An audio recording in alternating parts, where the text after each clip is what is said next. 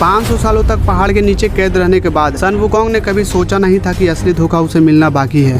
जिस बंदर से पूरा स्वर्ग कांपता था वह अब एक पहाड़ के नीचे दबा पड़ा था। बुद्धा से हारने के बाद सन वुकोंग को 5 एलिमेंट्स माउंटेन के नीचे कैद कर दिया गया। 500 साल तक आसमान को वो देख सकता था लेकिन छू नहीं सकता था। आजादी का सपना देख सकता था लेकिन उसे पा नहीं सकता था। जिसने स्वर्ग के सेनाओं को चुनौती दी थी वो अब हिल तक नहीं सकता था। फिर 500 साल बाद एक अजनबी उसकी ओर आया, एक साधारण सा भिक्षु, नाम था तांग सांगजांग। उसने वुकोंग से कहा, मैं पश्चिम की यात्रा पे जा रहा हूँ, भारत से पवित्र शास्त्र वापस लाने। अगर तुम मेरी रक्षा करो तो मैं बदले में तुम्हें आजादी दूंगा। 500 साल से यही शब्द सुनने के लिए वुकोंग तरस रहा था। उसने बिना एक पल गवाए हाँ कर दी, लेकिन उसे नहीं पता था कि यह सौदा नहीं बल्कि एक जाल स्वीकार कर रहा है। जैसे ही वह पहाड़ से बाहर निकला उसके सिर पर एक सुनहरा बैंड पहना दिया गया, गोल्डन हेडबैंड। वुकोंग ने सोचा कि यह कोई साधारण आभूषण होगा, लेकिन तभी एक मंत्र बोला गया। अचानक उसके सिर में ऐसा दर्द उठा मानो उसकी खोपड़ी अंदर से फट रही हो। वह घुटनों पे गिर पड़ा, चीखने लगा, तड़पने लगा और पहली बार वह पूरी तरह बेबस था। तब उसे सच्चाई समझ आई, यह कोई मुकुट नहीं था, यह एक जंजीर था जो उसे हर आदेश मानने पर मजबूर करेगा